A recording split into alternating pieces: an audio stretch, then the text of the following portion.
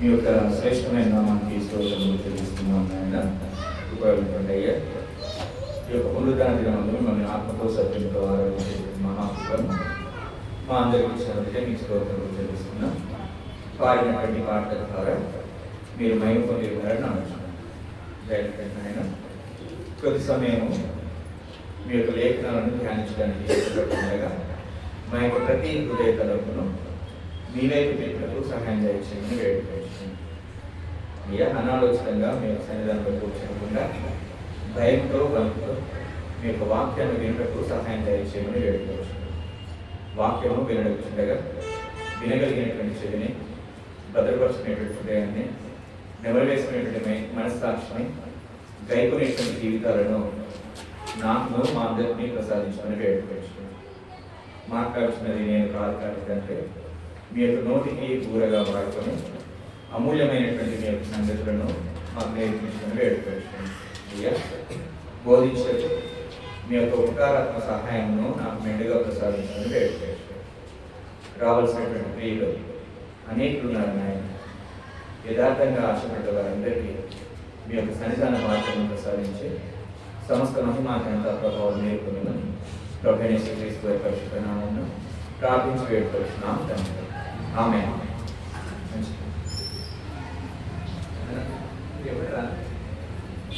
ఇద్దరు ఎవరినా ఇక్కడ ముందు ఇక్కడ కూర్చోండి. వేరా సరే మంచిది.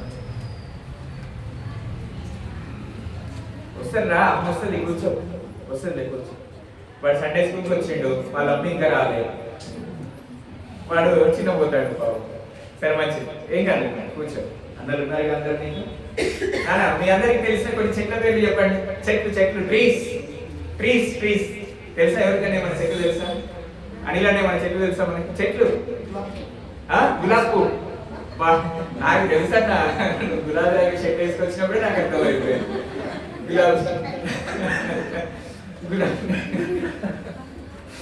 మంచిది. సంతం ఉందా? రాలేదా? సరే పోనీ, ఇంటికి వెళ్ళిన తర్వాత ఏం చేస్తున్నావు చేయమని. సరే మంచిది. ఇంకా చెప్పండి, కొన్ని చెట్ల పేర్లు చెప్పండి. వేప చెట్టు, ఓకే మంచిది. మర్రి చెట్టు, కొబ్బరి చెట్టు, ఓకే. ఆంధ్రలో అంటే మన కొబ్బరి చెట్టు చెప్పాలి ఖచ్చితంగా. ఓకే. తుమ్మ చెట్టు, మామిడి చెట్టు, యాప చెట్టు, ఇక ఇవన్నీ చెట్లు మనందరికీ తెలిసినటువంటి చెట్లు. కొన్ని చెట్లు ప్రాముఖ్యంగా బైబిల్లో కూడా కొన్ని చెట్లు ఉన్నాయి. గ్రంథంలో కూడా కొన్ని చెట్ల గురించి చెప్పబడింది. ఇవన్నీ మనం చూస్తున్నటువంటి చెట్లు. అయితే దైవ గ్రంథంలో కూడా కొన్ని చెట్లను గురించి చెప్పడం జరిగింది. ఆ చెట్లను అట్లా చూసుకుంటూ ముందుకెళ్ళాం. దైవ గ్రంథంలో కూడా, బైబిల్ గ్రంథంలో కూడా కొన్ని చెట్ల గురించి ప్రస్తావించడం జరిగింది. మనకు తెలిసినటువంటి యాప చెట్టు, మామిడి చెట్టు, మర్రి చెట్టు, ఇవి కాకుండా ఇంకా కొన్ని వేరే రకాలైనటువంటి చెట్ల గురించి దేవుడు చెప్పడం జరిగింది. వాటి గురించి ఏంటో తెలుసుకోవడానికి కొంచెం ప్రయత్నం చేద్దాం. కొద్ది సమయము, ఎక్కువ సమయం కాదు. ఒకసారి అందరూ కూడా మనందరికి తెలిసిన మీకు తెలిసినటువంటి గ్రంథం నుంచి మీకు తెలిసినటువంటి ఒక్క చెట్టు చెప్పండి చూద్దాం. మీరు ఆగండి, గోధుమ చెప్తే ఒలివ చెట్టు. వండర్ఫుల్. ఒకటి ఒలివ చెట్టు, దాని గురించి కొద్ది సమయం చూద్దాం. ఒలివ చెట్టు గురించి కొద్ది సమయం చూద్దాం. మంచిది. కీర్తన గ్రంథము 52వ అధ్యాయం కదా. ఏం చెట్టు నాన్న? ఫస్ట్ చెట్టు ఏంటి అమ్మ? జయమ్మ, ఏం చెట్టు అండి? ఒలివ చెట్టు. ఒలివ చెట్టు ఏంటో, దాని గురించి ఏంటో తెలుసుకోవడానికి ప్రయత్నం చేద్దాం మనము. కీర్తన గ్రంథం 52వ అధ్యాయము 8వ వచనాన్ని చదువుతాం. నేనైతే దేవుని మందిరంలో పచ్చని ఒలీవ చెట్టు వలె ఉన్నాను. పచ్చని ఒలీవ చెట్టు వలె ఉన్నాను. నిత్యము దేవుని కృపయందు నమ్మిక ఉంచి ఉన్నాను. నేనైతే నిత్యము ఎక్కడున్నానంట? దేవుని మందిరంలో. ఎలా ఉన్నానంట?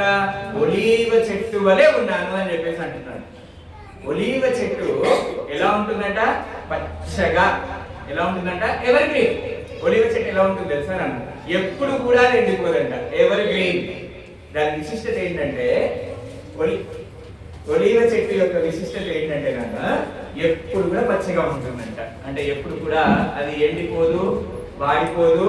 లేదంటే దానికి మళ్ళీ కొన్ని మొక్కలు మనం చూసినట్లయితే కొంతకాలం ఉంటాయి, తర్వాత ఎండిపోయి పడిపోతూ ఉంటాయి. కానీ ఒలివ చెట్టు చాలా లాంగ్ లైఫ్ ఉంటుందంట. లాంగ్ లైఫ్ ఉంటుంది, ఎవర్ గ్రీన్ గా ఉంటుంది. అదిగో అటువంటిది నేను మందిరములో ఒలీవ చెట్టులాగా పచ్చగా ఉంటాను అని చెప్పేసి అక్కడ భక్తుడు రాస్తున్నాడు. అంటే ఎంత ధన్యత చూడండి, ఒక భక్తుడు దేవుని మందిరంలో ఉండటాన్ని ఒలీవ చెట్టుతో పోలుస్తా ఉన్నాడు. పచ్చగా, ఒలీవ చెట్టు అంత విశిష్టమైనది, అది చాలా కాలం వాడిపోకుండా ఉంటుంది. అందుకని మనము ఆదికాండంలో జలప్రలయం ఎంతమంది తెలుసున్నా? జలప్రలయం తెలుసామా? అమ్మా జ్యోతమ్మ వాళ్ళమ్మ, జలప్రలయం గురించి తెలుసు కదా? తెలుసా? జలప్రలయం వచ్చినప్పుడు ఏమైంది అక్కడ? నోవాహువా ఎవరమ్మా? నోవాహు. ఓకే, ఎవరినానా? 6వ అధ్యాయంలోకి వెళ్దాం ఒకసారి అందరం కూడా. ఆదికాండం 6వ అధ్యాయంలోకి వెళ్దాం.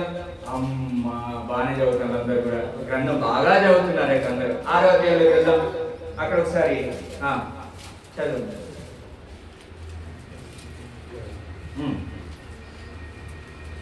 ఆరోగ్యం కాదు, నేను మామూలుగా చదివాను. ఫస్ట్ సెకండ్ వర్డ్స్ అక్కడ నోవాహు అనే పేరు వచ్చింది.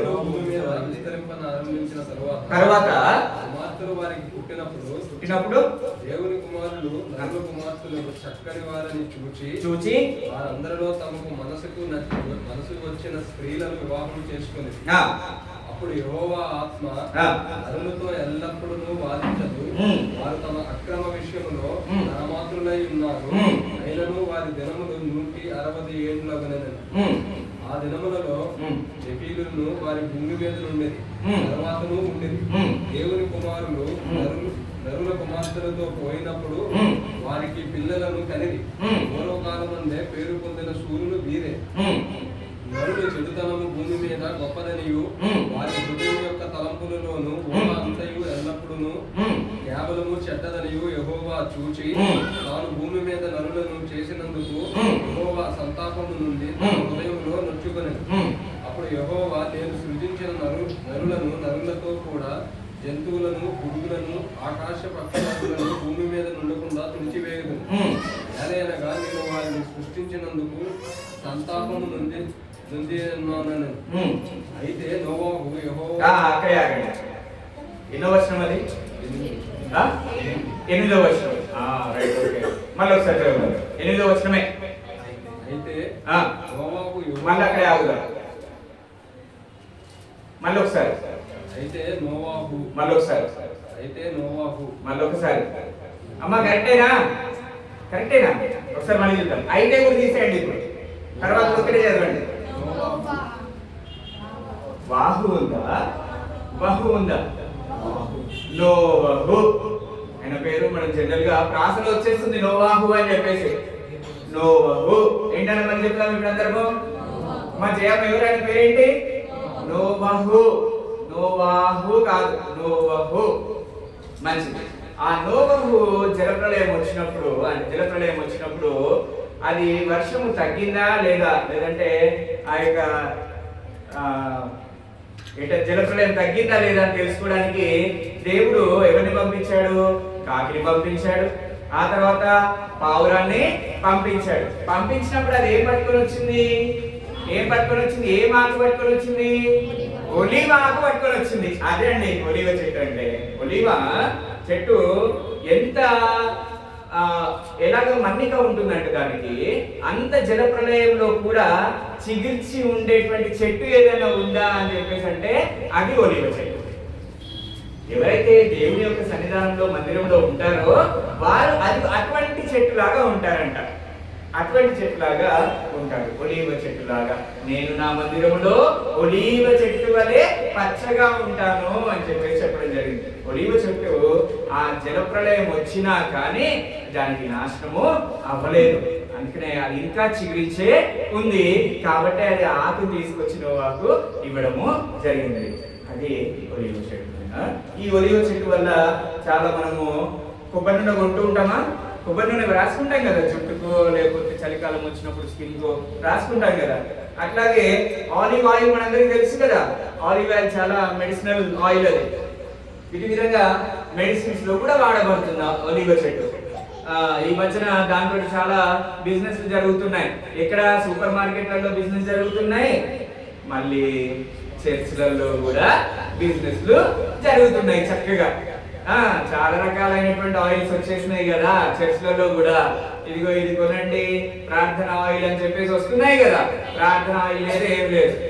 ప్రార్థన ఆయిల్ లేదు, ఏమి లేదు. దాంట్లో ఏమీ లేదు. విశ్వాస సహితమైనటువంటి ప్రార్థన రోగిని స్వస్థపరచును. ఏం స్వస్థపరుచుంది నాన్న? విశ్వాస సహితమైనటువంటి ప్రార్థన రోగిని స్వస్థపరచును. ఆయిల్ స్వస్థపరిచేది బాగా గుర్తుపెట్టుకోండి నాన్న. ఇంకా మన యొక్క హృదయ తలపులు ఆయిల్ చుట్టూ తిరుగుతుందంటే ఆ సర్కిల్ నుంచి మనం బయటికి రావాల్సినటువంటి వారమై ఉంటూ ఉన్నాం. ఆయిల్లో ఏమీ లేదు. విశ్వాస సహితమైనటువంటి ప్రార్థన విని స్వస్థపరిచే యెహోవాను నేనే అని చెప్పినటువంటి దేవుడు స్వస్థపరుస్తాడు. బాగా గుర్తుపెట్టుకోండి. ఆయిల్లో ఏం లేదు. ఆయిల్ ఏంటంటే ఇప్పుడు మనం డాక్టర్ దగ్గరికి వెళ్తామా? డాక్టర్ దగ్గరికి వెళ్తామని మనం అయినప్పుడు ఆయన టాబ్లెట్ ఇస్తాడా? టాబ్లెట్ మందు ఇస్తాడు కదా. అదిగో అటువంటిది, అంతవరకే.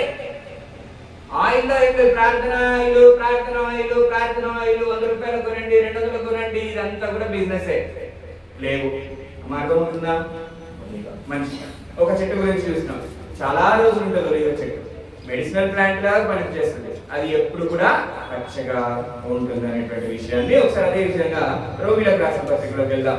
రోమిలకు రాసినటువంటి పత్రిక 11వ అధ్యాయము, రోమిలకు రాసినటువంటి పత్రిక 11వ అధ్యాయము 17 నుంచి చదువుతున్నాం. అయితే కొమ్మలలో కొన్ని విడిచివేయబడి అడవి ఒలీవ కొమ్మవై ఉన్న నీవు వాటి మధ్యన అంటగట్టబడి ఒలీవ చెట్టు యొక్క సారవంతమైన వేరులతో వాటితో కలిసి పాలు పొందిన ఎడల ఆ కొమ్మల పైన నీవు అతిశయించితివా? వేరు నిన్ను భరించుతున్నది కానీ నీవు వేరును భరించడం. ఇదిగో ఒలీవ చెట్ల వలె ఉండాల్సినటువంటి మీరు, లేదంటే మనము, లేదంటే దేవుని యొక్క మందిరంలో ఉండాల్సినటువంటి మనము వేరే చెట్లతోటి అంటు కట్టబడినట్లయితే భూమి మనల్ని భరిస్తుంది కానీ దేవుడు మనల్ని భరిస్తున్నాడు కానీ మనం దేవుని భరించట్లేము అనేటువంటి విషయాన్ని గుర్తుపెట్టుకోవాలి. అంటే తిరిగి మరలా వేరే వేరే చెట్లు, అంటే లోకంలో ఉన్నటువంటి వేరే వేరే వేరే వేరే వైపు తిరిగే కూడదు అనేటువంటి విషయాన్ని గుర్తుపెట్టుకోవాలి. ఒలీవ చెట్టులాగా ఎప్పుడు కూడా పచ్చగా దేవుని యొక్క సన్నిధానంలో మనం ఉండాల్సినటువంటి వారమై ఉంటూ ఉన్నాం. మంచిది అమ్మ. ఒక రకమైనటువంటి చెట్టుని చూశాను. ఏం చెట్టు అది? ఒలీవ చెట్టు. ఇంకా చాలా ఉన్నాయి, దాని గురించి చాలా ఉంది. ఒలీవ చెట్టు గురించి మాట్లాడాలంటే ఒక అంశమే మాట్లాడవచ్చు, కానీ కొన్ని చెట్లను కవర్ చేయాలనుకున్నాం కాబట్టి ఇక్కడ ఆపేసి ఇంకొక చెట్టు దగ్గరికి వెళ్దాం. ఇంకొక చెట్టు పేరు చెప్పండి ఎవరైనా. అంజూరపు చెట్టుకి వెళ్దాం. అంజూరపు చెట్టు మత్తయి సువార్త 21వ అధ్యాయము, మత్తయి సువార్త 21వ అధ్యాయము 18 నుంచి 19 వచనాలు చూద్దాం.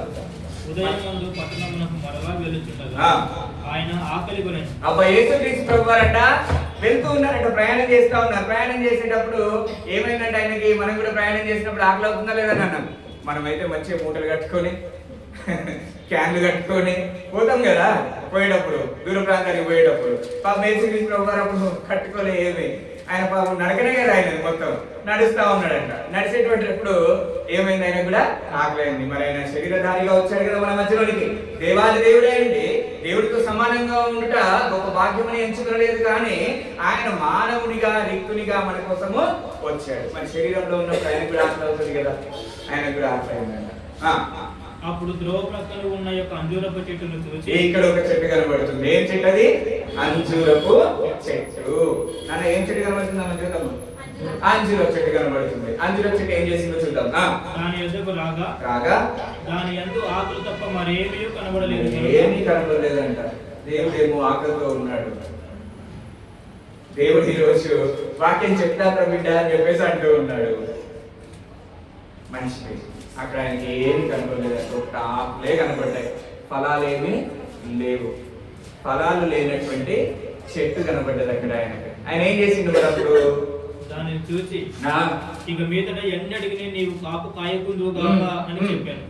తక్షణమే అంజూరపు చెట్టు ఏంటి అంటే ఫలాలు ఫలించాలి. మంచి ఫలాలను ఫలించే చెట్లులాగా మనం ఉండాలి. ఒలీవ చెట్టులాగా పచ్చగా ఎప్పుడు కూడా దేవుడి యొక్క సన్నిధానంలో ఉండి ఫలాలను ఫలించాలి. మనము మంచి ఫలములను ఫలించాల్సినటువంటి వారమై ఉంటూ ఉన్నాం. అందుకనే ఫలములను ఆశించిన పరలోక తండ్రి పేరు చూచుచున్నాడు నీ వైపు కదా.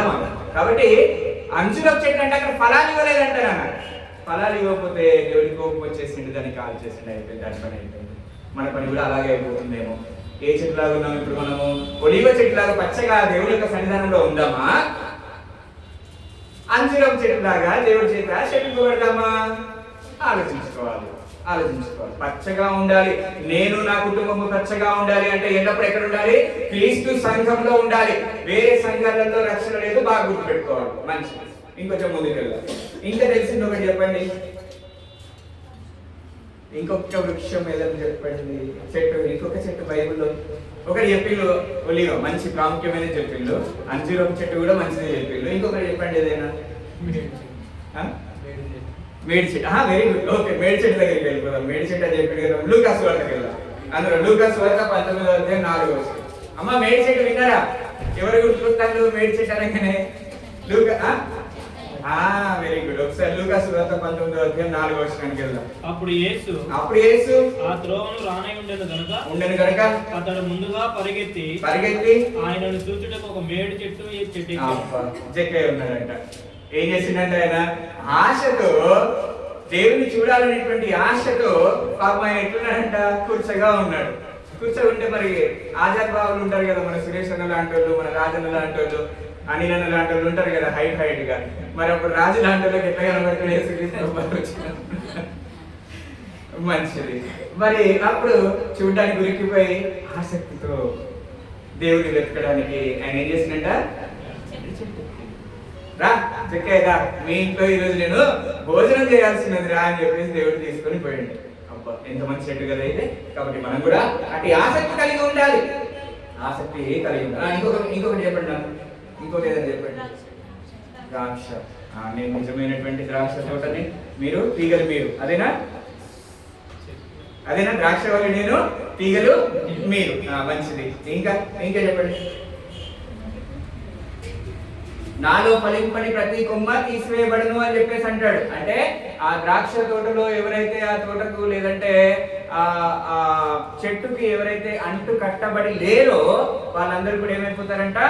తీసివేయబడతారు. నాలో ఫలింపనటువంటి ప్రతి తీగే ఏమవుతుందంట? తీసి పారవేయను అని చెప్పేసి ఎవరు చెప్తున్నారు. కాబట్టి ఆ ద్రాక్ష వలి తోటలో మనం ఎప్పుడు కూడా ఉండాలి. అన్న ఇప్పుడు ఈ వేలు ఉంది, ఈ వేలు మన భాగానికి శరీరంలో అతుక్కొని ఉంటేనే దీని పని చేయగలుగుతుంది. ఈ వేలు ఊడి పక్కకు పడ్డదనుకో ఫలిస్తుందా? ఇంకా దానికి ఆహారం పోతుందా? దానికి కావాల్సినటువంటి నీరు పోతుందా? దానికి సత్తు ఉంటుందా? చచ్చిన దాంతో సమానం అవుతుంది. మన శరీరంలో ఉన్నటువంటి ప్రతి అవయవము శరీరానికి అంటు కట్టబడి ఉంటేనే అది జీవం కలిగి ఉంటుంది. ఎప్పుడైతే అది తీసివేస్తామో, లేదంటే అది పక్కకు పోతుందో, తొలగిపోతుందో, అప్పుడు ఏమవుతుంది నాన్న? దాంట్లో జీవము ఉండదు, ఫలింపు ఉండదు అనేటువంటి విషయాన్ని ఎప్పుడు కూడా దేవునితో సహవాసంలో మనము ఉండాలి అనేటువంటిది ద్రాక్షవల్లి తీగ నేర్పిస్తాము. ఇంకా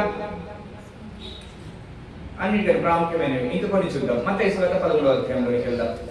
మత్తయి సువార్త 11వ అధ్యాయం 31-32 వచనాలు. ఆయన మరియకు ఉపమానం వారితో చెప్పారు. ఇక్కడ ఒక ఉపమానం చెప్తున్నాడు. యేసుక్రీస్తు వారు ఉపమానం చెప్తున్నాడా? పరలోక రాజ్యము తీసుకొని తన పొలంలో విత్తిన ఆవ గింజను పోలి ఉన్నది. ఏం చెట్టు ఇక్కడ మనకు కనబడుతుంది? ఆవ చెట్టు. ఆవ చెట్టు కనబడతా ఉంది. ఈ ఆవ చెట్టు ఎంత ఉంటుంది తెలుసా? చాలా చిన్నగా ఉంటుంది. మొదట ఎంత ఉంటుందంట? చిన్నగా ఉంటుంది. మొదట ఎంత ఉంటుందన్న ఈ ఆవ గింజ, ఆవ చెట్టు చిన్నగా ఉంటుంది. కానీ అదేమవుతుందంటే ఎంత పెద్దగా విస్తరిస్తుందంటే అది భూమినే నిండించగలదు. అంత పెద్దగా విస్తరిస్తుంది. మొదటగా ఎంత ఉంటుంది? చిన్నగానే ఉంటుంది.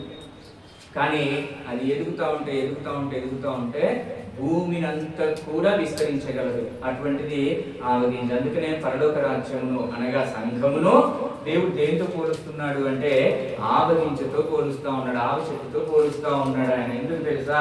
మొదటిగా యేసుక్రీస్తు ప్రభువు వారు అపోస్తలుల చేత ప్రారంభమైనటువంటి సంఘము, ఆ తర్వాత 3000 మంది చేర్చబడి, ఆ తర్వాత 5000 మంది చేర్చబడి, ఆ తర్వాత దినదినము సంఘంలో చేర్చబడుచుండెను. అది ఇంకా చేర్చబడుచుండెను. ఒక్కరితో స్టార్ట్ అయినటువంటి సంఘము, క్రీస్తు ప్రభువు వారితో స్టార్ట్ అయినటువంటి సంఘము, ఇదిగో ఇప్పుడు ప్రపంచ వ్యాప్తంగా ఎన్ని స్థానిక సంఘాలు ఉన్నాయో అది ఆవగించారు. ఈ విధంగా ఆలోచించుకున్నటువంటి విశిష్టత మొదట కొంచెంగానే ఉంటుంది. స్థానిక సంఘం ఇప్పుడు కొంతమందే ఉండొచ్చేమో, స్థానిక సంఘంలో ఇప్పుడు కొంతమందే ఉండొచ్చేమో, కానీ దినదినం ఏమవుతుంది అన్న, దినదినము అది మహా అభివృద్ధి చెందుతుంది అనేటువంటి విషయాన్ని మనం అక్కడ ఆలోచనతో మనము నేర్చుకోవాల్సినటువంటి వారు. ఇంకా చాలా చెట్లు ఉన్నాయి. ఆదికాండం 35వ అధ్యాయంలోకి వెళ్దాం అందరం కూడా. ఆదికాండం 35వ అధ్యాయం 8వ వచనము. ఆదికాండము రిబ్కా దాది అయిన దెబోరా చనిపోయి, ఆదికాండం 35వ అధ్యాయం 8వ వచనం చదువుతాం. సింధూర వృక్షం చదువు. దానికి అల్లోను బాకాతు అని పేరు పెట్టబడింది. యాకోబు పదనారుల నుండి వచ్చుచుండగా దేవుడు తిరిగి అతనికి ప్రత్యక్షమై అతనిని ఆశీర్వదించాడు. ఇది ఇక్కడ మనకు సింధూర వృక్షం ఒకటి చూస్తున్నాం, సింధూర చెట్టు అని చెప్పేసి ఒకటి చూస్తున్నాం. ఇది అబ్రహాము ఆతిథ్యం చేసింది ఎక్కడన్నా సింధూర వృక్షమేనా? అది కూడా ఒకసారి చదవండి అన్న. అబ్రహాంది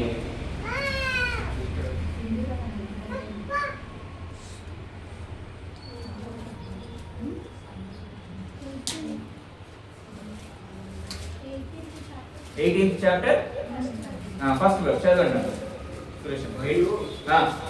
మామూలు దగ్గర ఉన్న సింధూర వనంలో ఎండవేళ గుడారపు ద్వారమును కూర్చొని ఉన్నప్పుడు ఇదిగో సింధూర వనము, సింధూర వృక్షము. ఇది దేన్ని సూచిస్తా ఉంది? ఆతిథ్యమును సూచిస్తా ఉంది. సింధూర వృక్షము దేన్ని సూచిస్తా ఉంది? ఆతిథ్యమును సూచిస్తా ఉంది. ఇక్కడ అబ్రహాము లేదంటే రెస్ట్ తీసుకునేటువంటి ప్లేస్, లేదంటే పీస్, లేదంటే సమాధానముని సూచిస్తా ఉంది ఈ యొక్క సింధూర వృక్షం. ఈ సింధూర వృక్షం కింద ఆయన ఏం చేస్తాడు? అబ్రహాం సేద తీరుతా ఉన్నాడంట ఎండవేళ. ఆ యొక్క వనంలో ఆయన ఏం చేస్తా ఉన్నాడు? సేద తీరుతా ఉన్నాడు. అలాగే ఆ దాది కూడా చనిపోయినప్పుడు ఎక్కడ పెట్టిండు? ఆ సింధూర వృక్షం దగ్గరే. అది పీస్, సమాధానానికి ఒక సూచనగా సింధూర వృక్షము కనబడుతుంది. అందుకే మన యొక్క జీవితాల్లో ఎప్పుడు ఏముండాలన్నా సమాధానము అనేటువంటిది ఉండాలి అనేటువంటి సూచనలు సూచిస్తా ఉంది. అలాగే మనందరికీ తెలిసినటువంటి కొన్ని చెట్లు ఉన్నాయి. ఇంకా కొంచెం మనం చూసినట్లయితే మేడి చెట్టు ఉంది. దాంట్లో ఒకసారి అందరం మేడి చెట్టు చూసామా? ఖర్జూర వృక్షం చూసామా? ఖర్జూర చెట్టు దేనికి? విజయాన్ని సూచిస్తా ఉంటుంది. వీళ్ళందరూ ఖర్జూర మట్టలు పట్టుకొని మట్టలాదిగాలం చేస్తారు కదా. అబ్బా తెలంగాణ చేస్తాను అందరు మట్టలాదిగాలం చేస్తారు కదా నాన్న. అవేంటి మరి? ఖర్జూరాకులే కదా పట్టుకొని ఇట్లు హోసన్నా అని చెప్పేసి తిరుగుతూ ఉంటారు కదా. అప్పుడున్నప్పుడు అక్కడ ఉన్నటువంటి ప్రజలు యేసుక్రీస్తు ప్రభువు వారు లైవ్ ఉన్నారు కాబట్టి ఆయన ప్రభు పేరిట వచ్చేవానికి జయము జయము జయము అని చెప్పేసి మట్టలను పట్టుకొని పోతా ఉంటే ముందర వచ్చే వాళ్ళు ఆయన దగ్గర బట్టలన్నీ పరుచుకుంటూ వెళ్తా ఉంటారు. ఆయన అప్పుడు ఇప్పుడు దాన్ని చేయమని మనకి చెప్పలేదు. బాగా గుర్తుపెట్టుకోండి, మట్టలాది వారాలు ఏ పండుగలు కూడా మనల్ని చేయమని దేవుడు చెప్పలేదు. ఏవి చేసినా కానీ అది మానవులు కల్పించినటువంటి పద్ధతులు అని మాత్రమే గుర్తుపెట్టుకోండి. మానవులు కల్పించినటువంటి పద్ధతులను అనుసరించి నన్ను వ్యర్థంగా ఆరాధిస్తున్నారు అని చెప్పి దేవుని యొక్క లేఖనం సెలవిస్తా ఉంది. మత్తయి సువార్త 7వ అధ్యాయంలో చదువుకున్నా, మత్తయి సువార్త 15వ అధ్యాయంలో చదువుకున్నా, మనుషులు కల్పించిన పద్ధతులు దైవోపదేశములను తరచుచు నన్ను వ్యర్థంగా ఆరాధిస్తున్నారు అని చెప్పేసి అంటున్నాడు ఆయన. ఆయన ఆరాధించేటువంటి వాళ్ళు ఎలా ఆరాధించాలంట? ఆత్మతోనూ సత్యముతోనూ.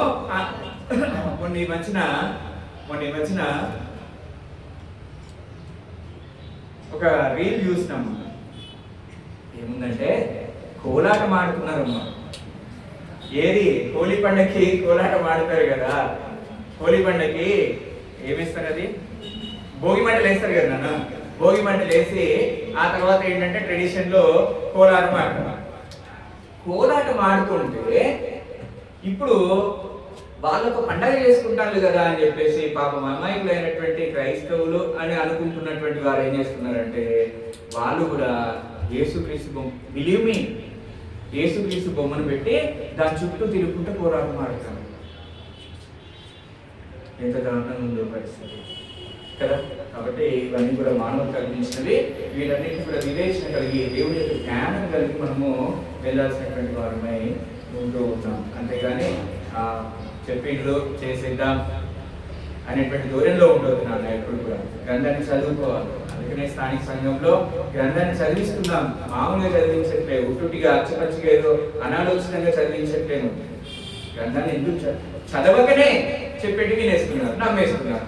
అందుకే చదవాలి, అందరు చదివితే సత్యాన్ని గ్రహిస్తారు అనేటువంటి ఆసక్తితో మనం మీకు చెప్పడం జరిగింది. మంచిగా అట్లా విధంగా చదువుతున్నారు, సత్యంలో నిలబడడానికి ప్రయత్నం చేస్తున్నారు. అయితే ఇక్కడ ఇంకా కొన్ని విషయాలు చూద్దాం, ఇంకా కొన్ని చెట్ల గురించి చూద్దాం. ఇప్పుడు ఏమేమి చూస్తున్నాం, ఏమేమి చెట్లు చూస్తున్నాం ఇప్పుడు చెప్పండి ఒకసారి. ఒలివ చెట్ల గురించి చూస్తున్నాం, అంజూర చెట్ల గురించి చూస్తున్నాము, ఖర్జూర చెట్ల గురించి చూస్తున్నాము, మేడి చెట్ల గురించి చూస్తున్నాము, ఆవ చెట్ల గురించి చూస్తున్నాము, సింధూర వృక్షం గురించి చూస్తున్నాము, లెబానాను చెట్లు ఉన్నాయి కదా, లెబానాను చెట్లు ఉన్నాయి. మొదటి రాజగ్రంథంలోకి వెళ్దాం ఒకసారి. మొదటి రాజగ్రంథం 5వ అధ్యాయం, మొదటి రాజగ్రంథం 5వ అధ్యాయం 6వ వచనంలో చూద్దాం. మొదటి రాజగ్రంథం 5వ అధ్యాయం.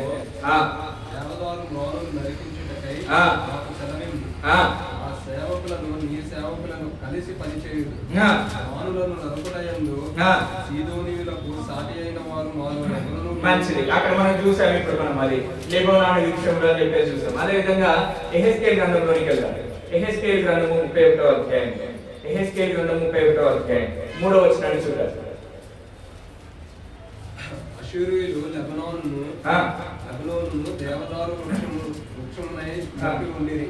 దాని కొమ్మలు శృంగారములు, దాని పువ్వులు విశాలము, దాని పొద బహు ఎత్తైనందున. ఇవన్నీ కూడా లెబనాను వృక్షం యొక్క విశిష్టతలు. అవి చాలా పొడుగుంటాయంట. ఎంత పొడుగుంటాయి తెలుసా నాన్న? 380 ఫీట్ల పొడుగుంటాయి. అవి నాట్ ఏ జోక్. 380 ఫీట్ల పొడుగుంటాయి. అంత పొడుగుంటాయి లెబనాను వృక్షం. చాలా స్ట్రాంగ్. అదిగో దావీదు అక్కడి నుంచే, అయ్యా నేనేమో ఇంత మంచి శ్రేష్టమైనటువంటి గుడారంలో ఉన్నాను, మేడలో ఉన్నాను, నువ్వేమో డేరాలో ఉన్నావు అని చెప్పేసి ఆయన హృదయంలో అనుకొని ఆయన ఒక మందిరం కట్టాలి అని చెప్పేసి ఆలోచన చేసినట్టుగా. ఇదిగో ఈ లెబానాను వృక్షము చాలా పొడుగుంటాయి నాన్న. ఇప్పుడు మనకి ఈ జామాయి చెట్టు తెలుసు కదా మనందరికి. జామాయి చెట్టు తెలుసు కదా, యూకలిప్టస్ ప్లాంట్స్ తెలుసు కదా. మళ్ళీ అట్లాగే బొంగు చెట్లు ఉన్నాయి కదా. బొంగు చెట్లు కూడా ఎట్లుంటాయి, చాలా పొడుగుంటాయి కదా. అదిగో వాటికన్నా ఈ ఎర్రచందనం చెట్లు ఉంటాయి కదా, ఎర్రచందనం చెట్లు, గంధపు చెట్లు, గంధపు చెట్లు లేదంటే ఎర్రచందనం చెట్లు ఉంటాయి, చాలా పొడుగుంటాయి. అదిగో వాటికన్నా పొడుగుండేటువంటి అంటే ఇవి ఈ లెబానాను వృక్షంలో 380 ఫీట్ల పొడుగుండేటువంటి చెట్లు ఇవి. అవి చాలా స్ట్రాంగ్ ఉండేటువంటి చెట్లు. అవి దేవుడి యొక్క పనిలో వాడబడినటువంటి చెట్లుగా మనము చూస్తూ ఉంటాం. మంచిది. ఇంకా ఒకసారి అందరం కూడా మత్తయి సువార్త 7వ అధ్యాయం 19వ వచనం. మంచి ఫలములు ఫలింపని ప్రతి చెట్టు నరకబడి అగ్నిలో వేయబడును. అంటే చెట్లు కూడా ఉన్నాయి అనా. మంచి ఫలాలు ఫలించినటువంటి చెట్లు నరకబడి అగ్నిలో పారవేయబడతాయి. అంటే చెట్లు కూడా ఉన్నాయి. మంచి చెట్లే కాదు, చెట్లు కూడా ఈవెన్ ట్రీస్, చెట్లు కూడా ఉన్నాయి అనేటువంటి విషయాన్ని మనం గుర్తుపెట్టు. యూదా పత్రిక 12వ వచనం చదువుతాం.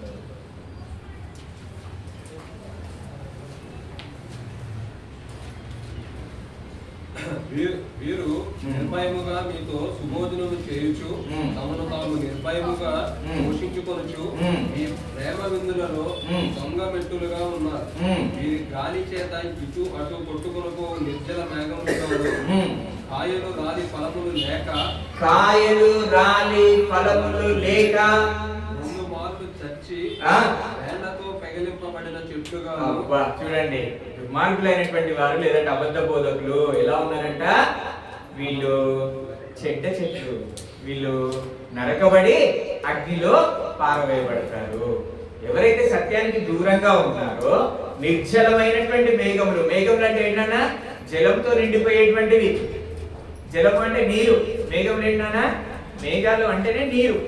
నిర్జల మేఘములు అంటే జలములు లేనటువంటి మేఘములు అని చెప్పి చెప్తున్నాడు. అంటే వాళ్ళలో నీరు అంటే వాక్యమునకు సాదృశ్యం లేనటువంటి వారిగా ఉన్నారు.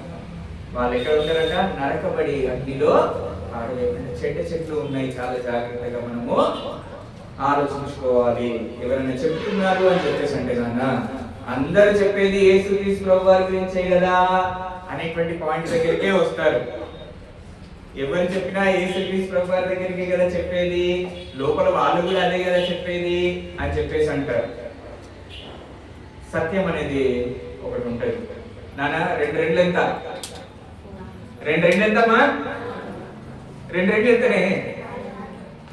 5 6 4 అన్నోళ్ళు చేయొద్దమ్మా. 2 4.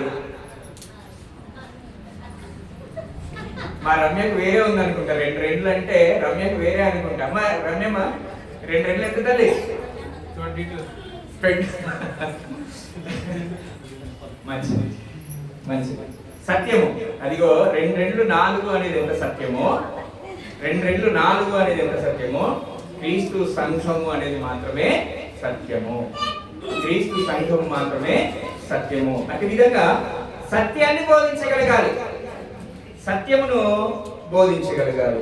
అటువంటి బోధన లేనటువంటి ఎన్ని ఉన్నా కానీ అదంతా కూడా అసత్యం కిందికే వస్తుంది అనేటువంటి విషయాన్ని గుర్తుపెట్టుకోవాల్సినటువంటి వారమై ఉన్నాం. కాబట్టి మీరారా, చెడ్డ చెట్లు ఉన్నాయి సమాజంలో, లోకంలో చెడ్డ చెట్లు ఉన్నాయి. వాటిని ఎంత మాత్రం కూడా మనము ఆశ్రయించకూడదు. చెడ్డ చెట్లను మనం ఎంత కూడా ఆశ్రయించకూడదు అనేటువంటి విషయాన్ని మనము గుర్తుపెట్టుకోవాల్సినటువంటి వారమై ఉంటూ ఉన్నాం.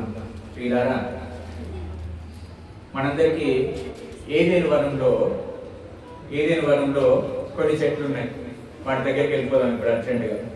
ఏదైనా వనంలో ఉన్నటువంటి చెట్ల గురించి ఒక 2 చెట్ల గురించి అక్కడ చూడడానికి ప్రయత్నం చెప్పింది అవి ఆల్రెడీ. Very good. ఏదైనా వనంలో ఉన్నటువంటి కొన్ని చెట్ల గురించి వెళ్దాం.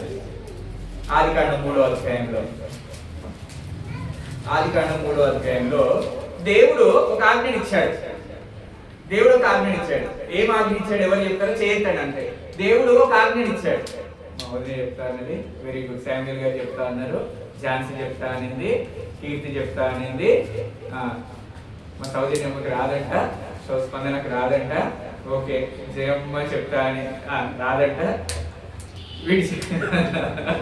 సరే నాన్న, very good, God bless you. Samuel అంకుల్కి ఛాన్స్ ఇద్దాం ఈ ఒక్కసారి. Okay, you are very good. అన్న చెప్పండి, ఏం ఆజ్ఞ ఇచ్చిండు? పండు తినొద్దని చెప్పిండు. ఓకే, అక్కడ ఆగిపోండి మీరు. ఇప్పుడు వీడికి ఛాన్స్ ఇద్దాం. వెరీ గుడ్, మీరు చెప్పింది రైట్. ఏ పండు తినొద్దన్నాడు నాన్న? ఏ పండు తినొద్దన్నాడు?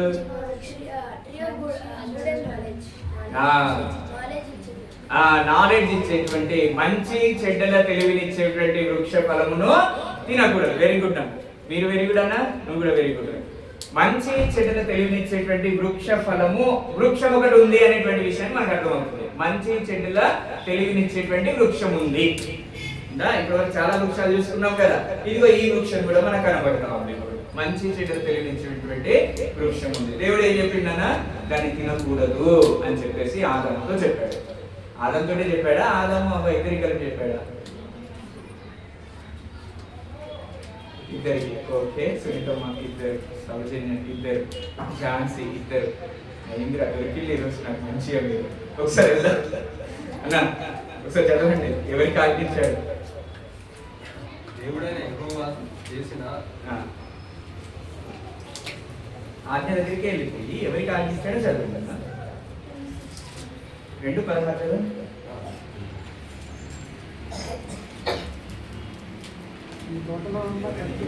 దేవుడైన యెహోవా ఈ తోటలో ఉన్న ప్రతి వృక్ష ఫలములను నీవు నిరభ్యంతరముగా తినవచ్చు.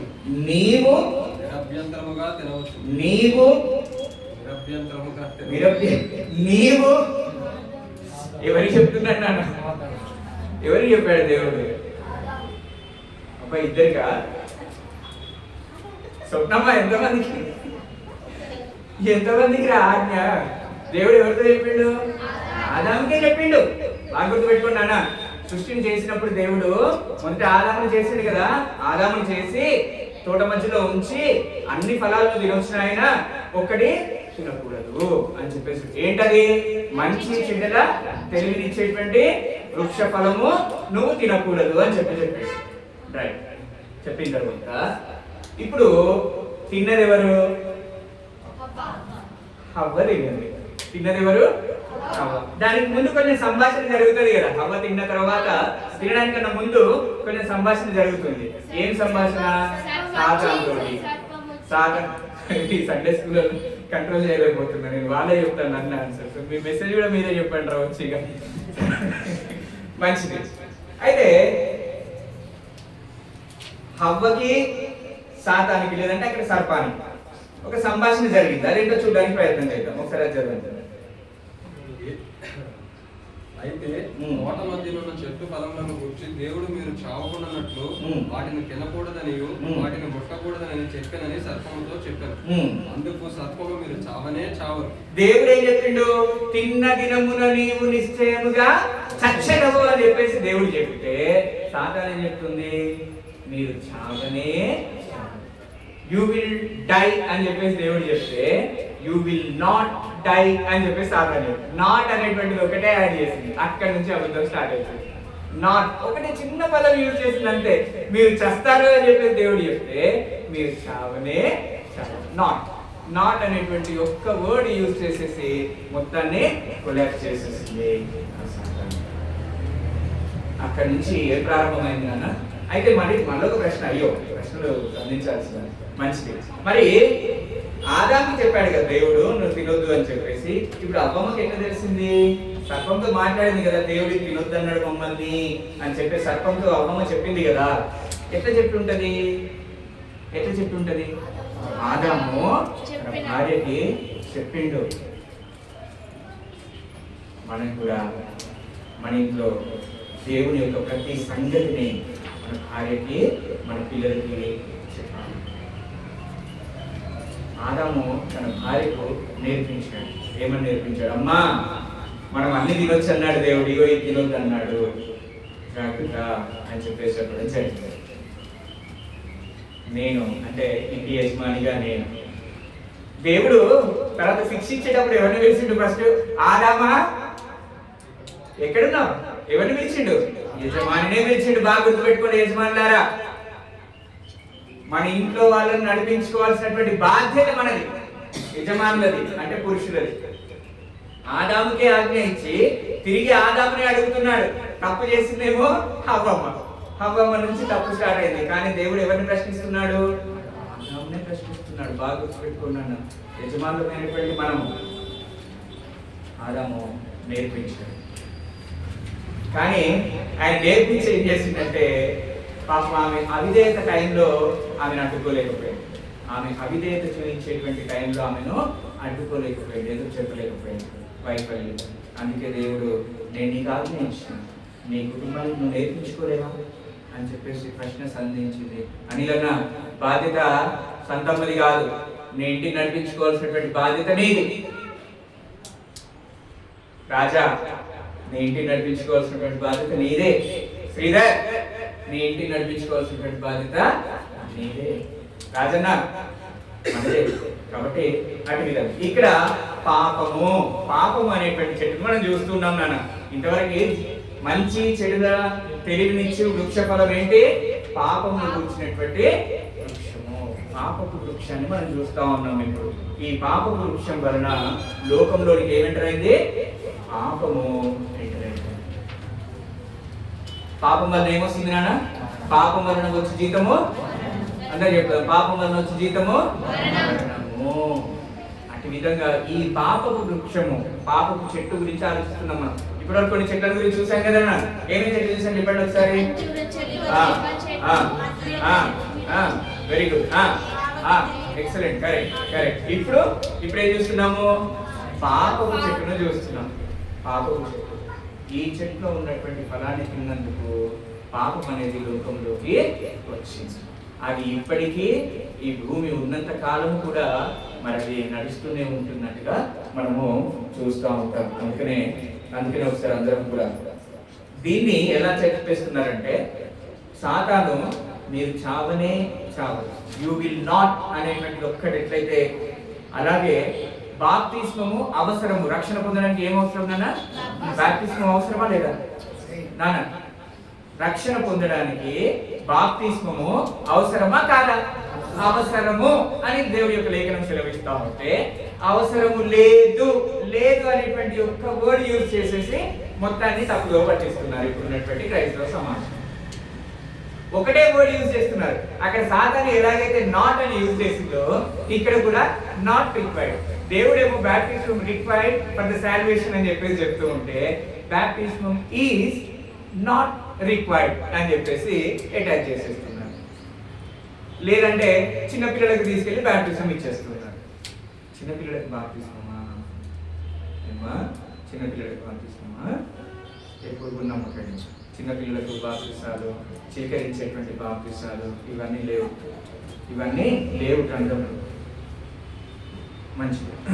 కలిపి చెప్పేటువంటి బోధలు అనేటువంటిది గుర్తుపెట్టుకోవాలి. ఎలాగైతే సాతాను కలిపేస్తున్నాడో అటు విధంగా కలిపేశాడు అప్పుడు, అటు విధంగా ఇప్పుడున్నటువంటి క్రైస్తవులతో కూడా చాలా కలిపి చెప్తా ఉన్నటువంటి విషయాన్ని గుర్తుపెట్టుకోవాలి. యోహాను రాసినటువంటి మొదటి పత్రిక 2వ అధ్యాయము, యోహాను రాసినటువంటి మొదటి పత్రిక 2వ అధ్యాయము 15వ వచనం చూడండి. ఈ లోకమునైనను లోకములో ఉన్న వాటినను ప్రేమింపబడి ఎవడైనను లోకమును ప్రేమించిన యెడల తండ్రి ప్రేమ వానిలో ఉండదు. అయిపోయింది. లోకంలో ఉన్నదాన్ని కూడా మనం ఏం చేయాలని ప్రేమించాలంట. లోకాన్ని గాని లోకంలో ఉన్నదాన్ని గాని ప్రేమించాలి. అంతేగా చేయమ్మా? లోకాన్ని గాని లోకంలో ఉన్నదాన్ని గాని ప్రేమించాలి. కరెక్టా? కాదు, ప్రేమించకూడదు అని లేఖనం సెలవిస్తా ఉంది. ప్రేమించండి అని చెప్పేసి మత శాఖలు చెప్తా ఉంటాయి. బాగా గుర్తుపెట్టుకోండి. ఎంతసేపు మత శాఖలు ఏం చెప్తా ఉంటాయి? మీకు అవి వస్తాయి, ఇవి వస్తే మీరు లోకంలో అలా ఉంటారు, ఇది వస్తుంది, అది వస్తుంది. ఇవన్నీ ఏంటి? ప్రేమించండి అని చెప్పడమే. మంచిది. అదే యోహాను రాసిన 3వ అధ్యాయము 4వ వచనం. 3వ అధ్యాయం 4వ వచనం. పాపము చేయు ప్రతివాడును అతిక్రమించును, అతిక్రమమే పాపం. చూడండి, మోషే ఎంతమందికి తెలుసమ్మా? మోషే ఎంతమందికి తెలుసురా? అందరికి తెలుసు కదా. మోషే గురించి విన్నాం కదా. ఆయన ఏం చేసింది? హెబ్రీయులకు రాసిన పత్రిక 11వ అధ్యాయంలో అక్కడ ఆయన సంపన్నుడిగా ఉండడం కన్నా దేవుని పిల్లల చేత శ్రమ అనుభవించుట మేలు అని చెప్పేసి అనుకున్నాడు మోషే. ఫరో యొక్క కుమారుడిగా ఉండడం కన్నా నేను దేవుని పిల్లలతో శ్రమ అనుభవించుట మేలు అన్నాడు. అంటే ఆయన లోకంలో ఉన్నటువంటి దాన్ని విడిచిపెట్టేసిండు. సంపూర్ణంగా విడిచిపెట్టేసి దేవుని పిల్లలతో ఉండడానికి ఆయన ఇష్టపడ్డాడు అనేటువంటి విషయాన్ని మనము గుర్తుపెట్టుకోవాలి. ఇక్కడ హవ్వమ్మ గురించి ఆలోచన చేసినట్లయితే హవ్వమ్మ గురించి ఆలోచన చేసినప్పుడైతే ఆమె పండు చూడండి తినకూడదు అని చెప్పాడా దేవుడు? ముట్టుకోకూడదు, చూడకూడదు అని కూడా చెప్పాడా? మళ్ళీ ఒకసారి అక్కడికి వెళ్దాం, అక్కడికి వెళ్దాం. బాగా జాగ్రత్త. ఈ ఒక్క వచనమే మనకు చాలా నేర్పిస్తుంది. చూడండి, అక్కడ దేవుడు ఏమన్నాడు? మీరు తిన్న దినమున నిశ్చయముగా చచ్చెదరు అని చెప్పేసాను. అంటే తినకూడదు అని చెప్పేసి ఒక మాటనేగా చెప్పింది, అంతేనా? చూడకూడదు అని చెప్పాడా? చెప్పలేదు. ముట్టుకోకూడదు అని మనం చెప్పాడా? లేదు. ఓన్లీ తినకూడదు అని చెప్పాడు. మంచి. ఇప్పుడు హవ్వ ఏం చేసింది? లోకంలో ఉన్నదంతయు శరీరాశ, నేత్రాశ, జీవపు డంబం. ఈ హవ్వ దగ్గర అది ఎట్లా నిరూపితమవుతుందో చూద్దాం. శరీరాశ అంటే నాన్న ఆకలి, లస్ట్ లేదంటే పక్కన. తర్వాత నేత్రాశ, చూపులకు రమ్యమని. నేత్రం అంటే కళ్ళు. నేత్రాశ, శరీరాశ, జీవపు డంబం. జీవపు డంబం అంటే గొప్ప, ప్రైడ్. మంచిది. ఒకసారి అక్కడికి వెళ్దాం. ఆమె తినేటువంటి సందర్భం. అయితే తోట మధ్యనున్న చెట్టు ఫలములను గుర్తి దేవుడు మీరు చావకున్నట్టు వాటిని తినకూడదనియు వాటిని ముట్టకూడదనియు చెప్పినని సత్యముతో చెప్పారు. దేవుడు ఏమన్నాడు? ఓన్లీ తినకూడదనే చెప్పాడు. ఈమె ఇంకోటి యాడ్ చేస్తుంది. చూడు, హవ్వమ్మ దాన్ని తినకూడదు, ముట్టకూడదు అని చెప్పేసి యాడ్ చేస్తాను. అక్కడి నుంచే స్టార్ట్ అయిపోయింది. మీకు అర్థమవుతుందా? దేవుడు తినకూడదు అని ఉన్నారా? అంశంలో ఉన్నారా? దేవుడు తినకూడదు అని మాత్రమే చెప్పాడు. ఇప్పుడు హవ్వ ఒకటి యాడ్ చేస్తుంది, తినకూడదు, ముట్టకూడదు అని చెప్పేసి. ఆమంటే ఇప్పుడు సాతాను ఇంకొక అడుగు ముందుకేసేసి మీరు చావరని చెప్పేసి ఇంకొకటి పెట్టేసి అయిపోయింది. సర్పము తర్వాత ఏలయనగా మీరు వాటిని తిను దినమున మీ కనులు తెరవబడిననియు మీరు మంచి చెడ్డలను ఎరిగిన వారై దేవతల వలె ఉందురనియు దేవునికి తెలియనని స్త్రీతో చెప్పగా స్త్రీ ఆ వృక్షము ఆహారమునకు మంచిదియు కనులకు అందమైన ఆహారమునకు మంచిదియు శరీరాశ కన్నులకు రమ్యమైనదియు నేత్రాశ వివేకము జీవకుడంబము. లోకంలో ఉన్నదంతయు శరీరాశ నేత్రాశ జీవకుడంబము. అదిగో హవ్వమ్మ చూసిందనే లోకం వైపే చూసిందాం. శరీరమునకు నేత్రమునకు వివేకము అయిపోయిందా? శరీరాశ నేత్రాశ జీవకుడంబం కొలాప్స్ అయిపోయింది. పాప చెట్టు. మనం ఏ పాప చెట్టు కింద ఉన్నాము? ఏ పాప చెట్టు దగ్గర ఉన్నాము? జాగ్రత్త. ఫిజికల్గా కాదు, మనసులో, హృదయంలో, థాట్స్లో ఏ పాపంలో ఉన్నాము? జాగ్రత్త. పాపం అనేటువంటి చెట్టు. పాపం వలన జీతము మంచి. ఇంకొక చెట్టు దగ్గరికి అదే తోటలో ఇంకొక చెట్టు ఏంటది? క్షమించండి, ఇంకో చెట్టు దగ్గరికి అపోస్తల కార్యం 5వ అపోస్తల కార్యం 5వ 30వ వచనం. వీరు రానున వేలాడి వేసిన సంహరించిన యేసు మన పితరుల దేవుడు లేపని. చాలు. రానున వేలాడదీసినటువంటి యేసును దేవుడు లేపను. ఇది రక్షణనిచ్చేటువంటి చెట్టు. రాను అంటే ఏంటన్నా? చెట్టు. రాను అంటే ఏంటి? చెట్టు. ఇది రక్షణనిచ్చేటువంటి చెట్టు. అంటే మనకు రక్షణ ఎవరిస్తారా? రక్షణ ఎవరిస్తారన్న? యేసుక్రీస్తు ప్రభువారు. యేసుక్రీస్తు ప్రభువారు రానున వేలాడదీయబడి మనకు రక్షణ అనుగ్రహించాడు. ఇది రక్షణ ఇచ్చేటువంటి చెట్టు. పాపము చెట్టు దగ్గర ఉన్నటువంటి మనం ఏం చేయాలి? ఇప్పుడు రక్షణ చెట్టు దగ్గరికి రావాలి. ఎక్కడికి రావాలి? రక్షణ ఇచ్చేటువంటి చెట్టు దగ్గరికి రావాలి. పాపంలో ఉన్నటువంటి మనమందరము ఎక్కడికి రావాలి? రక్షణ ఇచ్చేటువంటి యేసుక్రీస్తు ప్రభువారి దగ్గరికి రావాల్సినటువంటి వారమై ఉంటూ ఉన్నాం. మత్తయి సువార్త 26వ అధ్యాయం.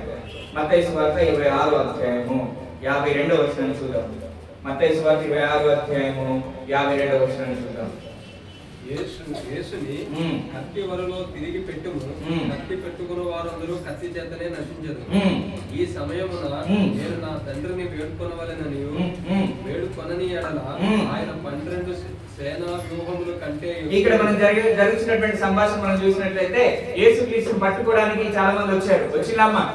వచ్చింది కదా. వచ్చినప్పుడు పేతురు కోపం వచ్చిందా? పేతురు కోపం వచ్చి ఏం చేసిండు? ఒక కత్తి తీసిండా? కత్తి తీసి ఒకరి చెవు తీసేసిండు. ఒక చెవు కట్టి. ఆ సందర్భం ఇక్కడ. అప్పుడు దేవుడు ఏం చెప్తున్నాడు? యేసుక్రీస్తు ప్రభువారు ఏం చెప్తున్నాడు? నేను తండ్రిని వేడుకుంటే 12 వ్యూహాల సేనలు వస్తాయి, పంపించడానుకున్నావా పేతురు అని చెప్పేసి అన్నాడు. అంటే ఇది శక్తి కలిగినటువంటి, చాలా శక్తి కలిగినటువంటి చెట్టు ఈ యొక్క రక్షణ చెట్టు. మన మీద ఎటువంటి ఆపద రానివ్వనటువంటి చెట్టు ఈ రక్షణ ఇచ్చేటువంటి చెట్టు అనేటువంటి విషయాన్ని మనం గుర్తుపెట్టుకోవాలి. అందరం కూడా ఈ యొక్క చెట్టు దగ్గరికి రావాలి. ఎక్కడ రావాలన్నా? యేసుక్రీస్తు ప్రభువారు అనేటువంటి రక్షణ చెట్టు దగ్గరికి మనం అందరం కూడా రావాలి. ఇంకా ఎవరైనా పాపపు చెట్టు దగ్గరే ఉంటే, పాపం అనేటువంటి ఆ యొక్క చెట్టు దగ్గరే ఉంటే ఇప్పుడు ఎక్కడికి రావాలి? అందరం కూడా రక్షణ అనేటువంటి క్రీస్తు చెట్టు దగ్గరికి మనం అందరం కూడా రావాల్సినటువంటి వారమై ఉంటూ ఉన్నాం. గలతీయులకు రాసిన పత్రిక 3వ అధ్యాయము, గలతీ పత్రిక 3వ అధ్యాయం 13వ వచనం మనం గమనించినట్లయితే, గలతీ పత్రిక 3వ అధ్యాయం 13వ వచనం మనం గమనించినట్లయితే, ఆత్మను గురించిన వాగ్దానము విశ్వాసము వలన మనకు లభించినట్లు అబ్రహాము పొందిన ఆశీర్వచనము క్రీస్తు యేసు ద్వారా అన్యజనులకు కలుగుటకై క్రీస్తు మన కోసము శాపమై మనలను ధర్మశాస్త్రము యొక్క శాపము నుండి విమోచించెను. క్రీస్తు మన కోసము శాపమై ఆయన మనల్ని విమోచించెను. ప్రాణి మీద వేలాడిన ప్రతి వాడును శాపగ్రస్తుడు.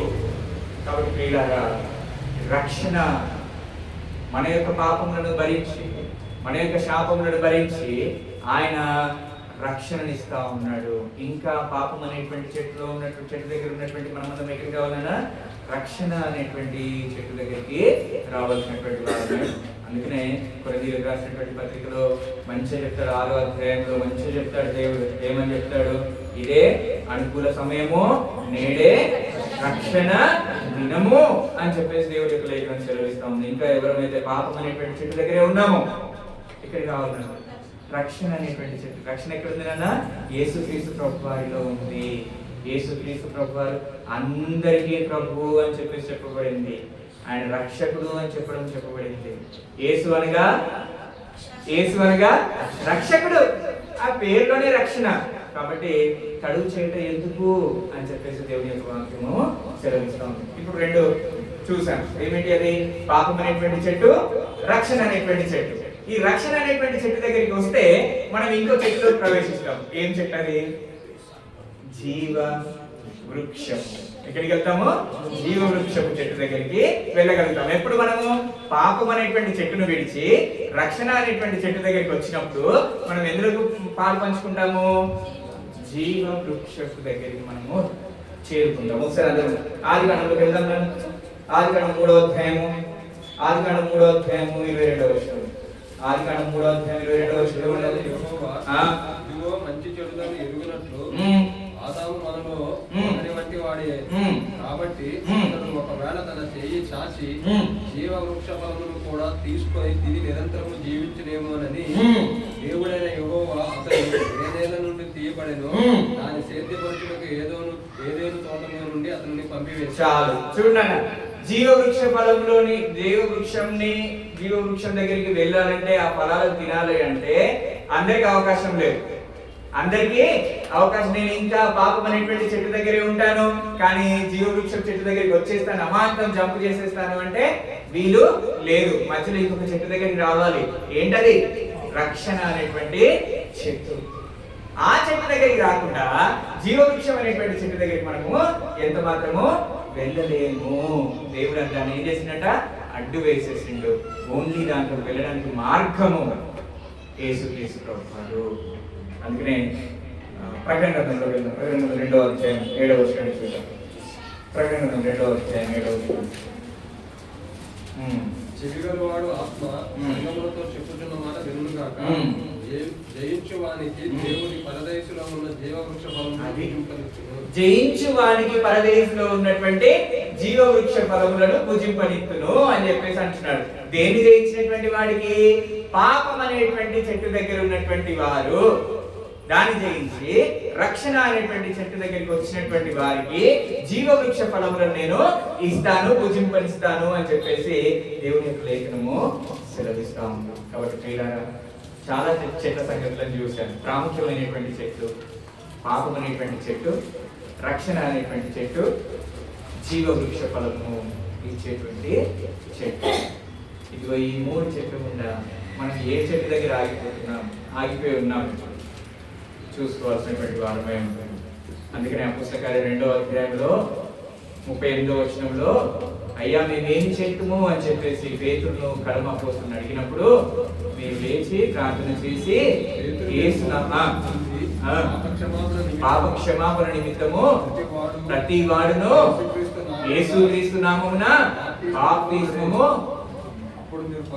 అప్పుడు మీరు పరిశుద్ధాత్మను వరమును పొందుకుంటారు అనేటువంటి విషయం చెప్తున్నారు. కాబట్టి వీళ్ళారా అప్పుడు ఏం చేస్తాం? బాప్తిస్మం పొందుకున్న తర్వాత సంఘంలో చేర్చబడతాం. ఎక్కడ చేర్చబడాలి? రక్షణ పొందుకున్న తర్వాత రక్షణ పొందుకునేదే శరీరంలో. బాగా గుర్తుపెట్టుకోవాలి. రక్షణ పొందుకునేదే శరీరంలో అంటే సంఘంలో. ఆ సంఘంలోనే ఉండాలి. సంఘానికి బయట రక్షణ లేదు అనేటువంటి విషయాన్ని అందరం కూడా గుర్తుపెట్టుకోవాలి. అమ్మా, పచ్చని ఒలివ చెట్టు వలె ఎండిపోయినటువంటి అంజూరపు వృక్షం వలె ఎల్లప్పుడూ కూడా దేవుని యొక్క సన్నిధానంలో ఉండి ఆయనతో అంటు కట్టబడేటువంటి తీగల వలె, ద్రాక్షవల్లి తీగలు ఎట్టి విధంగా అయితే అంటు కట్టబడతాయో అట్టి విధంగా ఉంటే లెబోనాను వృక్షం వలె మనం ఆయనలో ఎదుగుతూ మరి పాపం అనేటువంటి చెట్టు నుండి రక్షణ అనేటువంటి చెట్టు దగ్గరికి వచ్చి జీవవృక్షం అనేటువంటి చెట్టులో మనం అందరం కూడా పారిభాగస్వామ్యం అవ్వాల్సినటువంటి వారమే ఉంటున్నాం. అంటే కృపా దేవుడు అందరికీ అనుగ్రహించుగాక. ఆమేన్.